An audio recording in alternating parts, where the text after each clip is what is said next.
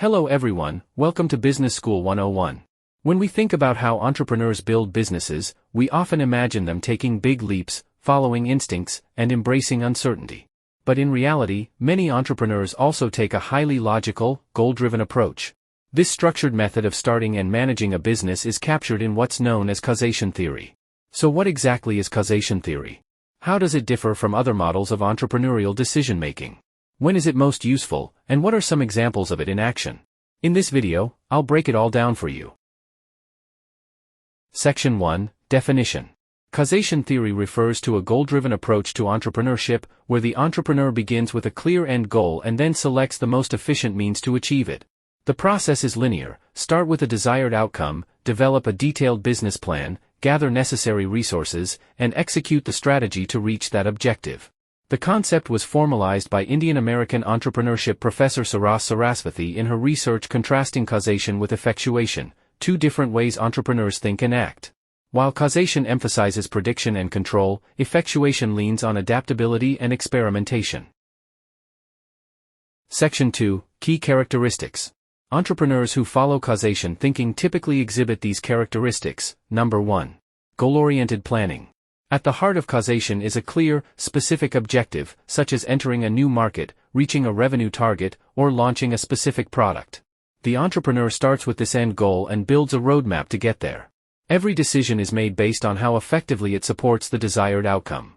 For instance, if a startup's goal is to capture 5% of the regional food delivery market in 12 months, its planning will focus on pricing strategy, marketing reach, and delivery logistics directly aligned to that goal. Number 2. Market research and analysis.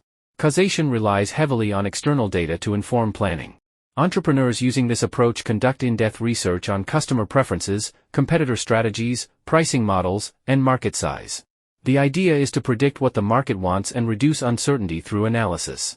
For example, before launching a new smartphone, a company like Samsung conducts customer segmentation, competitive benchmarking, and demand forecasting to validate the market need. Number 3. Business planning and forecasting. Causation-based entrepreneurs are planners. They prepare business plans with projected revenue, customer acquisition costs, sales funnels, and break-even points. Financial modeling and forecasting are critical tools in this process. These plans aren't just internal, they're often used to raise capital, recruit talent, or coordinate cross-functional teams. Think of how a franchise prospectus includes exact financial targets and timelines to align all stakeholders. Number 4. Strategic execution. Once the plan is in place, execution becomes about following the strategy efficiently. Decisions are judged not by flexibility but by how well they align with the original blueprint.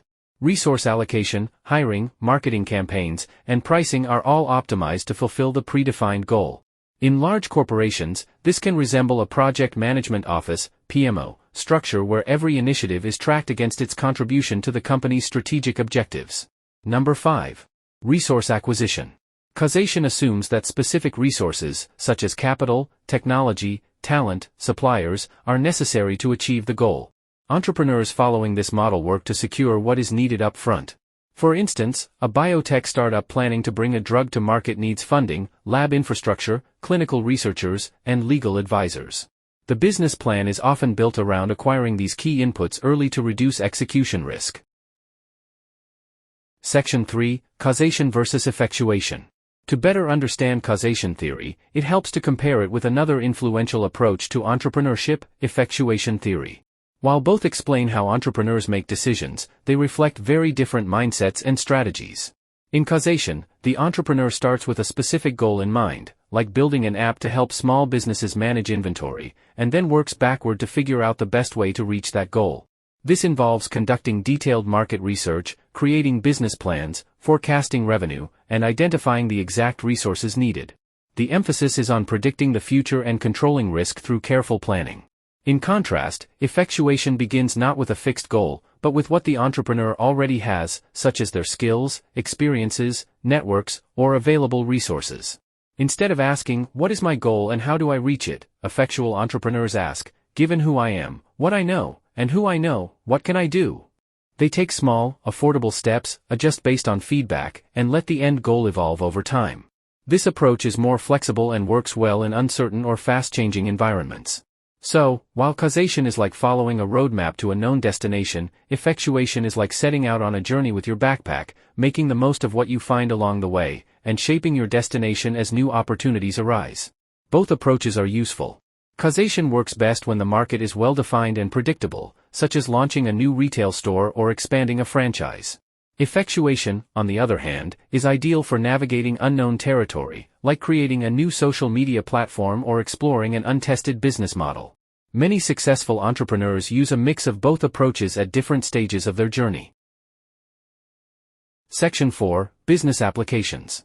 Here are 5 practical applications for the causation theory. Number 1. Traditional business startups. Brick-and-mortar businesses, like opening a chain restaurant, often follow causation, conduct market analysis, write a business plan, seek funding, and execute accordingly. Number 2. Corporate innovation. When large companies launch new product lines, they rely on causation-based planning. For example, Procter & Gamble launches new personal care products using extensive R&D, customer testing, and forecast modeling. Number 3. Franchise development. Franchise businesses like McDonald's or Subway use causation to scale, replicating a proven model with precise steps, branding, operations manuals, and market entry strategy. Number 4. Investor-funded startups. Startups seeking venture capital often apply causation. Investors expect clear revenue projections, growth plans, and return forecasts, requiring goal-driven thinking. Number 5. Expansion strategy.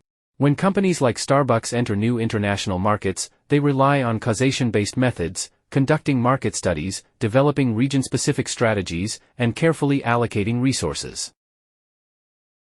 Section 5, Summary. To sum up, causation theory is a goal-first, plan-driven approach to entrepreneurship. It works well when the market is predictable, the end goal is clear, and there's a need to minimize uncertainty through data and planning. While it contrasts with the more flexible effectuation theory, both models have their place in the entrepreneurial toolkit. Great entrepreneurs know when to use each, depending on the context, resources, and nature of the opportunity. That's all for today's topic. If you enjoyed this video, please give it a thumbs up, leave a comment below, and subscribe our channel for more insights on entrepreneurship, innovation, and strategy. Thanks for watching, and I'll see you next time.